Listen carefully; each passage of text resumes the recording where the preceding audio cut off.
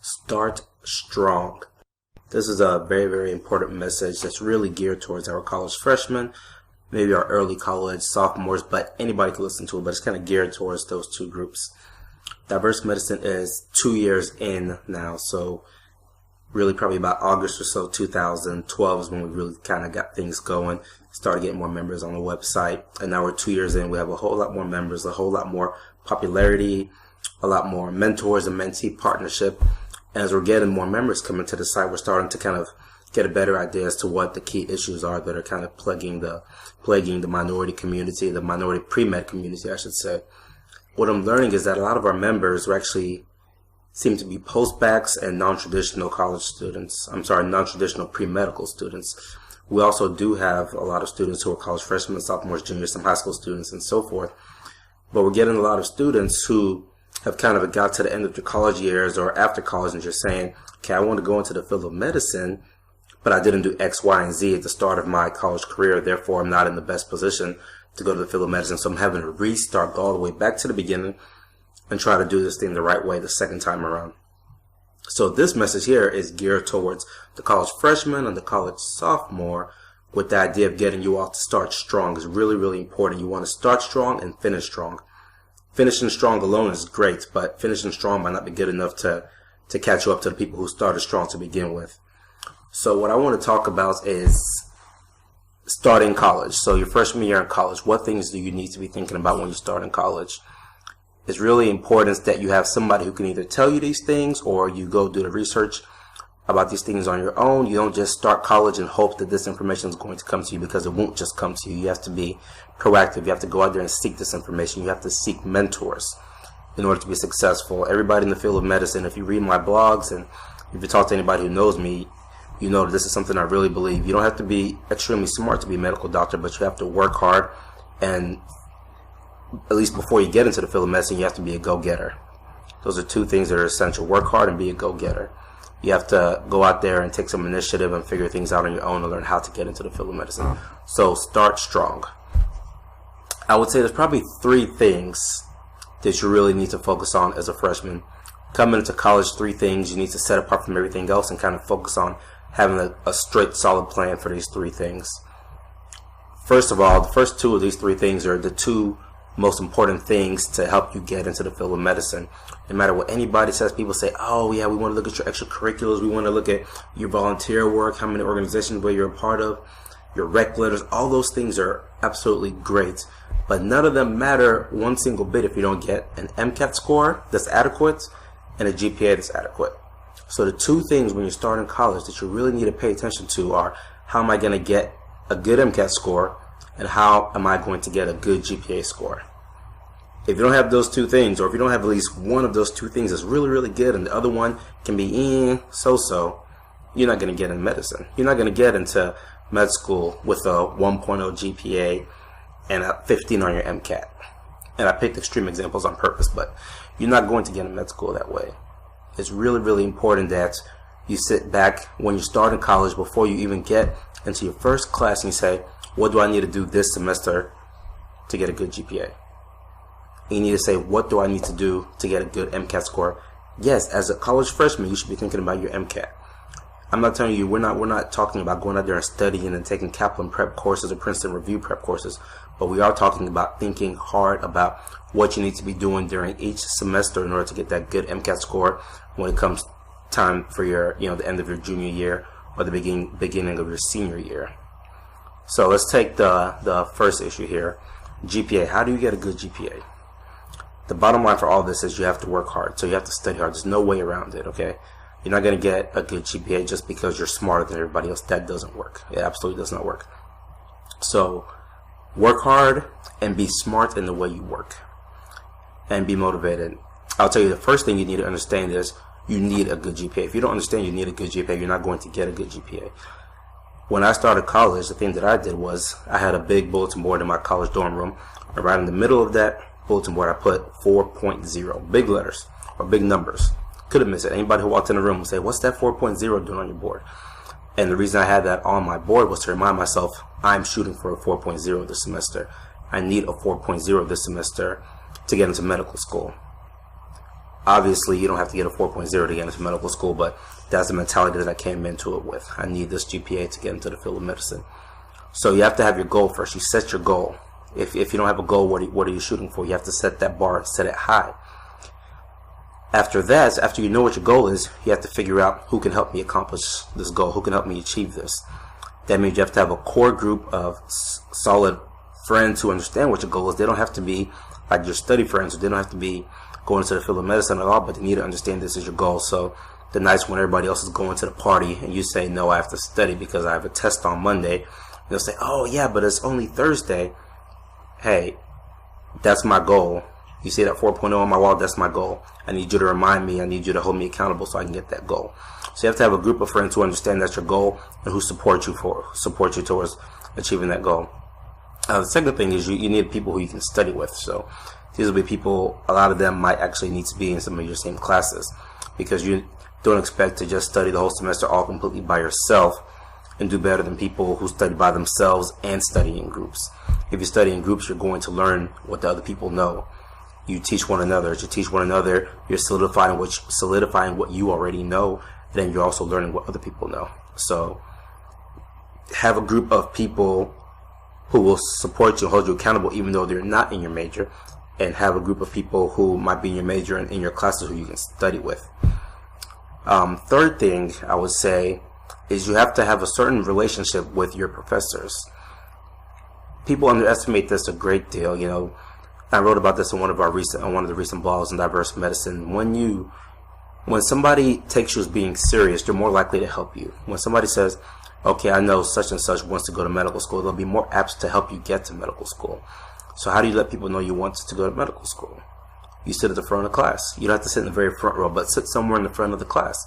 Ask a question every now and then. Even if you know the answer to the question, just ask the question. Draw just that little bit of attention to yourself so they can see, oh, look, Chris is actually interested in learning the subject matter at hand. So just ask that question. You know, every end of every third class or so, raise your hand up and ask a question so the teacher remembers you.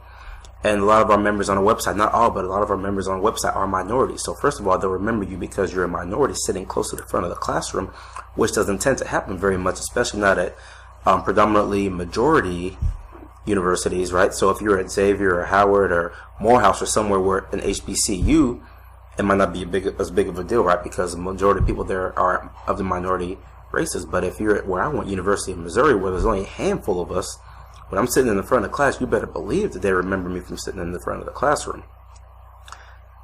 Furthermore, they'll remember me because I raised my hand up and I asked questions. So that's one way to kind of draw that little bit of attention, not too much, but just a little bit of attention to yourself so they'll know to take you seriously. Second thing is, and I harp on this all the time, 1 week before your test, every test, 1 week, go to your professor's office hours. Go down, take 20 minutes of their time, sit down, have a list of your questions ahead of time and say, okay, Dr. Smith, I have these 5 questions. Do you mind? 20 minutes. Let's go over them. Can you kind of help me work out these 5 questions so I can understand these better for the exam? I say, hey, am I doing this right for the exam? Is this kind of what you're thinking when you're teaching us this subject matter? And they'll give you little hints and tell you better ways to study. And it'll help you get a better grade on the exam just because you studied in a more efficient way, in a way, because a professor will tell you how they're thinking. So they'll tell you the way you should be thinking to study for this exam. So that will help you by itself. And second of all, again, they're going to look at you as being somebody who wants to do well in their course, and they'll be more apt to help you do well in their course. So those are really important things when it comes to getting a good GPA. And the last thing for getting a good GPA, I said it first and I'll say it again at the end, you just have to work hard. You have to put in the hours to study. Don't expect to get a good GPA and say, oh, I didn't study for this exam. And you're going to run into a lot of your friends. You're going to say, oh, I didn't study, I crammed last night. A lot of them are lying.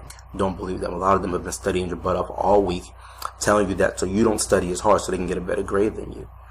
Don't fall into that trap. You know, just because they say they're not studying, don't take that as, oh, I don't need to study as hard. If somebody tells you they're not studying, just tell them, good for you, but I'm going to go back and I'm going to study because I want to do well on this exam. So get the GPA. Set your goal early as a college freshman. Say, I need this GPA. You need to go to Google, wherever you can find this information, and figure out what the average medical school matriculant GPA was for the prior year. For example, I think 2013 was about a 3.67 or so, I believe. So you need to say, okay, that's the average GPA for somebody to get into medical school. So I need to get at least that GPA, minimum that GPA, and you work your butt off and get that GPA. So that's the first thing, getting the GPA. The second thing is MCAT. So again, you're not going to be taking the MCAT until late in your college career, and you will not be taking Kaplan prep courses or practice MCAT tests until later in your college career. But you need to have an understanding of what the MCAT is. A lot of people start college and and say you're pre-med, but they have no idea what the MCAT is. You need to know what the MCAT is. You need to know what a good MCAT score is. You need to know what the average MCAT score is for the people who entered medical school the prior year after you start in college. You need to have it in your mind, I need to get at least that MCAT score to get into medical school. So I did not do this in college, but I wish in retrospect I would have done this. I think this is something that I did it in medical school. I'm sorry, I think I misspoke. I did not do this in undergrad, but I did do this. I used this concept in medical school. I wish I would have done this in undergrad as well. So buy an MCAT book of some sort early. When you're a freshman, find one of those MCAT review books, biology, for example, to different MCAT topics, really biology, physics, chemistry, these topics, because these are courses you will be taking in college. Get the MCAT book, and as you're learning a certain topic matter in your general college class, so for example, if you're learning, my goodness, it's been so long I can't even remember all these things, but let's say if you're learning, I don't know, something about inertia in your physics course, go to your MCAT book, one of your MCAT physics review books, and open up the section on inertia and read that section in your MCAT review book. They'll have some practice questions. Do the practice questions as you're studying the class.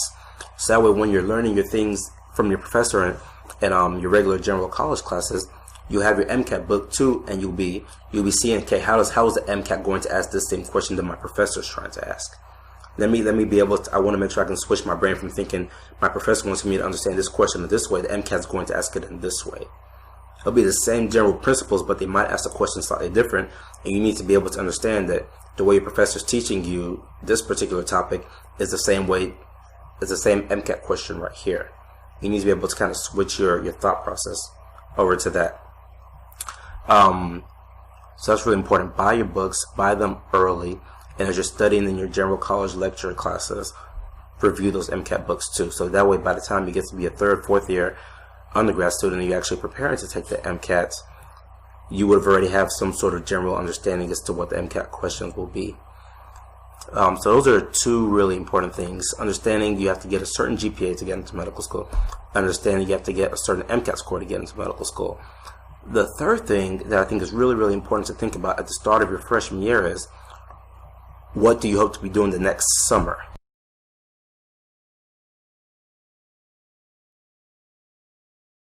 That summers matter. You have to have a plan for what you want to do the following summer. You don't have to have it, the first month or the second month of your college year, but certainly towards the end of your first semester in college, you need to be thinking, what am I going to do for the summer in between my freshman and my sophomore year? And I say this because it's really important, because a lot of people will go home after their freshman summers and they'll spend it working at a local grocery store, which isn't a bad thing, especially that might be a really good way for you to make money for that summer. But think about, instead of spending it, packing groceries for the summer, if you know you want to go into the field of medicine, how about you spend it working in a hospital doing something, getting paid for that summer? Or how about you spend it at a summer enrichment program where they give you stipends? Or how about you spend it doing research for that summer? So you need to think about these things early, maybe even before you start college. Do some research on this topic and have a list of things you want to apply to for the following summer. So when the summer comes about, the next summer comes about, you're not scrambling trying to find something to do for that summer and say, oh, I'm going to take summer courses just because I have nothing else to do. If you need to take summer courses, or if taking summer courses will be beneficial to you, by all means do it. But don't take summer courses like a lot of people end up doing just because they didn't look ahead of time to find something that will be beneficial for their career. So for example, after my first summer, I did a summer research program down in a cancer center in Texas. So early on in the year, I knew, okay, I need to be thinking about what I'm going to do next summer. Let me start looking at the potential options and apply early. You want to be one of the first people to apply. So keep in mind, if you're applying for a lot of these summer programs, that means you're going to need rec letters, right? So that's why it's important to think about this early in your college freshman year, because you need a rec letter. So you need to be thinking, which of my professors will be able to write me rec letters as a freshman? Because you're going to have a lot of juniors and seniors who are asking these same people to write them rec letters. So you're going to have to be set apart just a little bit in order to get them to actually say, okay, he's a freshman, let me write him a really good, strong rec letter so he can get into a summer program here. So think about these things really, really early. Summer programs will go a long way in getting you looked more favorably when you're applying to medical school. There are opportunities for you to go meet people at different universities, get rec letters from different universities, to meet people, students from different universities who can kind of tell you their stories and how they got into those various medical schools. They're a really big deal. They're a lot of fun. You learn a lot from them. You can make money from a lot of them. But the important thing is you have to think about this early. You don't want to be scrambling last minute to figure out what you'll do with your summer. So, kind of recapping, again, this isn't an all-encompassing list. These are just 3 things that a lot of freshmen, especially a lot of freshmen of minority races, don't think about. Nobody tells you that you need to have an understanding of what it's going to take to get that GPA, and nobody tells you need to know what the GPA is. So you have to know, what GPA do I need to get into medical school? What's the average GPA to get into medical school? Know that early so you can shoot for a GPA higher than that early. You don't want to find that out your junior year and say, well, okay, I have a 3.0, but the average GPA last year was a 3.7. If you know it's a 3.7 early, you can shoot for it earlier. So first thing is, know the GPA goals, know how you plan to get that GPA. The second thing is, know the MCAT goals. Know the MCAT average scores and set your MCAT goal and have a plan in place for how you plan to get that MCAT goal.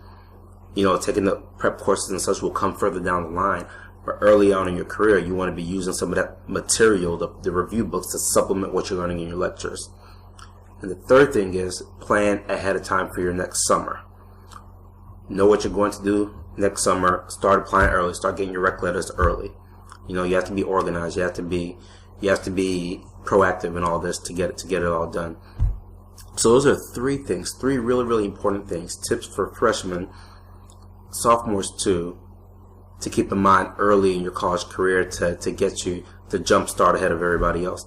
Now, of course, there's tons more things that you need to know, but this video isn't for that specific purpose. There's things like you have to make sure all of your college classes are actually planned out ahead of time, right? So you don't want to be applying to college and say, oh wow, I haven't taken applying to medical school and say I haven't taken organic chemistry, right?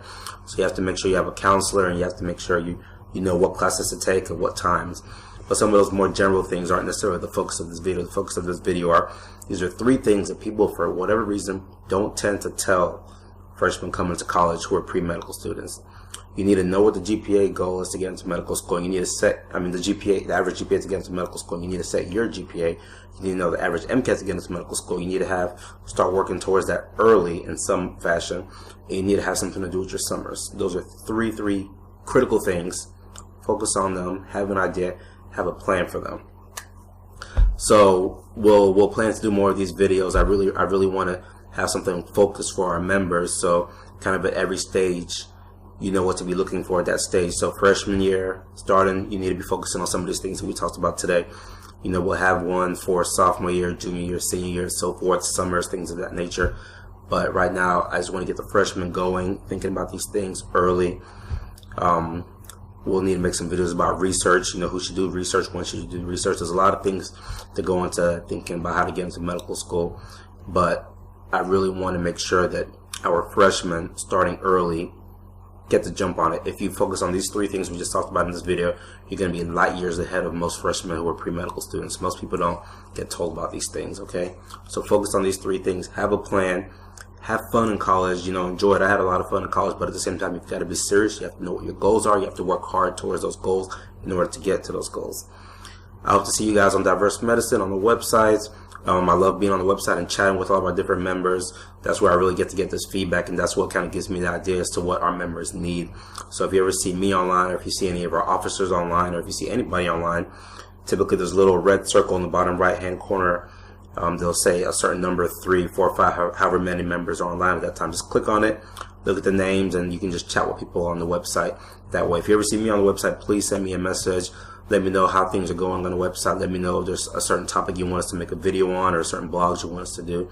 We really want to make sure we're giving our members what they need. Our goal is to help you meet your goals We want to increase the number of people in the field of medicine who are interested in taking care of underrepresented populations. So that's our goal. Thank you guys for watching this video. God bless you, and I'll see you on the site.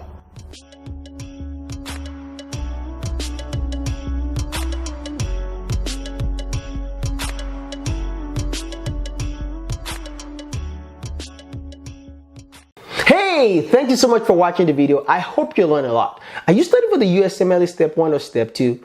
Are you studying for the NCLEX, or you're currently in nursing school as a nursing student? Are you a PA student currently in school or studying for your PANCE exam?